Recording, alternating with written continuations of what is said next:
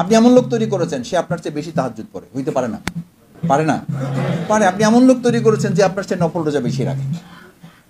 আপনি এমন লোক তৈরি করেছেন যে আপনি জীবনে কোনোদিন জাকাতের উপযুক্ত হইতে পারেন নাই, কিন্তু আপনি লোক তৈরি করেছেন বিদায় সে কোটি টাকা জাকাত দেয়। ওই কোটি টাকা জাকাত আপনার আমল নামে যুক্ত হবে না।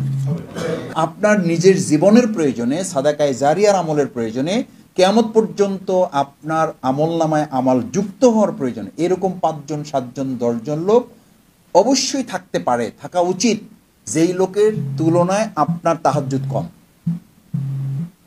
যেই লোকের তুলনায় আপনার নফল রোজা কম। তারবিয়াতের এই জায়গাটা হচ্ছে এমন একটা ইবাদত, এমন একটা কাজ যেটা মৃত্যুর পরেও আপনার এই সওয়াবটা আপনার জন্য অব্যাহত থাকবে। এটা সাদাকায়ে জারিয়ার একটা গুরুত্বপূর্ণ দিক। আপনার মৃত্যুর সময় আপনার কফিনের সামনে দাঁড়িয়ে আপনার সন্তান, আপনার দায়িত্ব, একটা হাদিস অন্তত উল্লেখ করলে এটা এই লোকটার সব আমল এখন বন্ধ হয়ে গেছে। সাদাকায়ে জারিয়ার মতো কোনো আমল যদি তার থাকে, মেহেরবানি করে এটা আপনি কিয়ামত পর্যন্ত কি রেখেন, এটা তো করে যেতে হবে আপনার। এটা তো শুধু ওখানে দোয়া করলে, দোয়া তো আপনি করি, এটা আমরা তো এটা বলি না যে আল্লাহ থাকুক না থাকুক এটা আপনি সাদাকায়ে জারিয়া কবুল করেন। আমরা তো এটাই বলি, যদি সাদাকায়ে জারিয়ার কোনো আমল থাকে মেহেরবানি করে আপনি এটা কিয়ামত পর্যন্ত তার আমল নামায় কি করেন, তো সেটা তো আমার থাকতে হবে। আপনার তো এমন অন্তত 5 জন লোক থাকা উচিত, এমন অন্তত 5 জন লোক, যেই 5 জন লোক বলবে যে আমি এই আব্দুর রহিম ভাইয়ের জন্য আমি আসলে রোকন হয়েছি, নাহলে রোকন হইতাম না।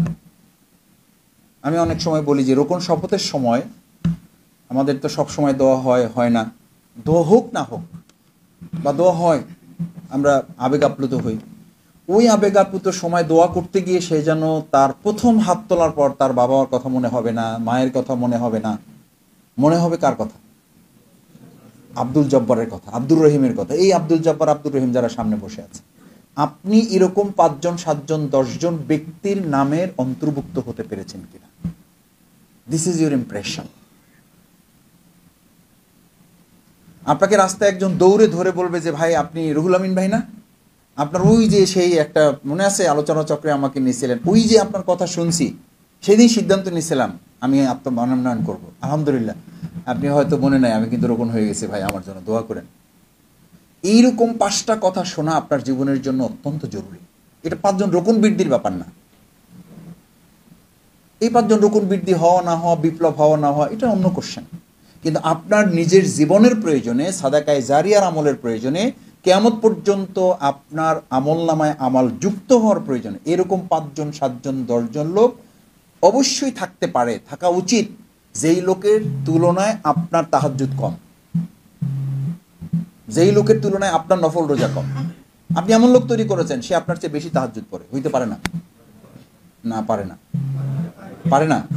পারে। আপনি এমন লোক তৈরি করেছেন যে আপনার চেয়ে নফল রোজা বেশি রাখে।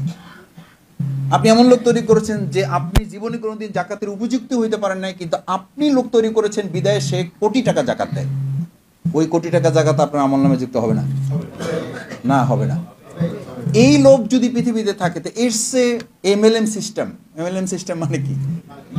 Multi level marketing. অনেকে বলে যে মাল্টি লেভেল মার্কেটিং হালাল হারাম, এই নিয়ে অনেক কোশ্চেন আছে, কিন্তু মাল্টি লেভেল মার্কেটিং এর সিস্টেমটা তো মানুষের তৈরি করা না।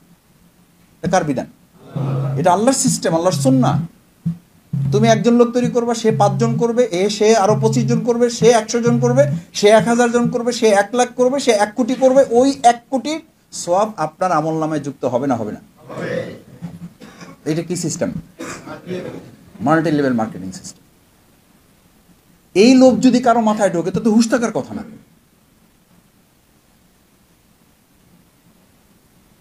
এই লোভে আমাদের ডেস্টিনি ছিল, এরকম আরো কি ছিল না? আমি আমাদের অনেক বড় বড় চাকরিওয়ালাদের চাকরি ছেড়ে এখানে এসে কাজ করতে দেখেছি। বললাম ভাই ঘটনা কি? মাসুদ ভাই বুঝবেন না, অন্য জিনিস, বিরাট ব্যাপার স্যাপার। প্রায় দুবাই থাকে, শুনি সিঙ্গাপুর থাকে, মানে তারে কয়দিন আগে মানে ঢাকা বাউফল থেকে ঢাকায় আসার বাস ভাড়া দিছি, সে এখন শুনি যে হেলিকপ্টার কিনে ফেলবে। মানে এটা তাকে কি দেখানো হয়েছে?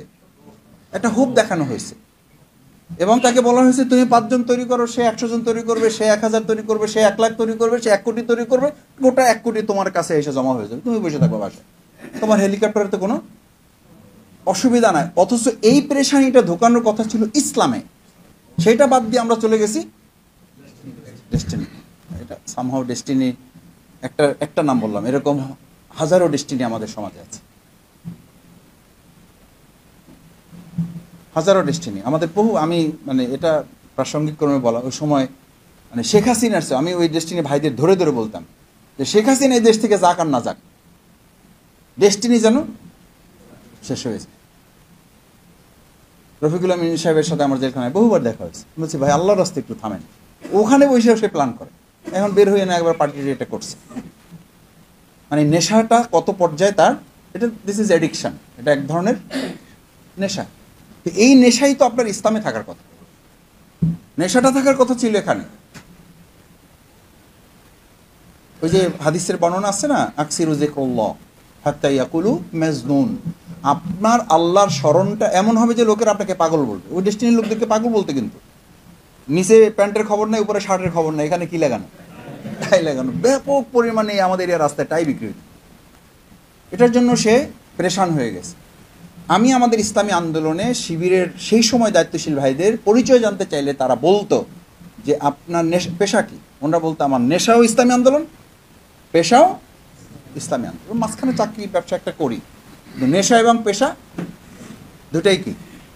তারবিয়ত বিভাগে যারা দায়িত্ব পালন করেন, লোক তৈরিটা তাদের নেশা এবং পেশায় পরিণত করে। তারবিয়ত বিভাগের মৌলিক আর একটা কাজ হচ্ছে, রসুল করিম সাল্লাল্লাহু আলাইহি সাল্লাম যে লোক তৈরির পরিকল্পনা এবং কার্যকর ভূমিকা তিনি হাতে নিয়েছিলেন, এই কাজটা রসুল সাল্লাল্লাহু আলাইহি সাল্লামের জন্য যুদ্ধ যত সহজ ছিল, যুদ্ধ যত কঠিন ছিল, লোক তৈরির প্রক্রিয়াটা তার চেয়েও কঠিন ছিল। কেন কঠিন ছিল? রসুল সাল্লাল্লাহু আলাইহি সাল্লাম নিজেরই তো বর্ণনা আছে, তোমরা যদি এটা কেউ বলে তোমাকে যে একটা পাহাড় অমুক জায়গায় ছিল, সেইটার ওখানে নাই, ওটা কি হয়ে গেছে, ওইটা সরে আর এক জায়গায় চলে গেছে, এইটা না দেখে কি করো, বিশ্বাস করো। কিন্তু কোন একজন ব্যক্তি তার ফিতরাত, তার চরিত্র পরিবর্তন করছে, এটা বললেও বিশ্বাস করবো না যতক্ষণ পর্যন্ত ওটা বাস্তবে তার থেকে তুমি দেখার সুযোগ না পেয়েছো। তার মানে এটাকে সহজ না কঠিন।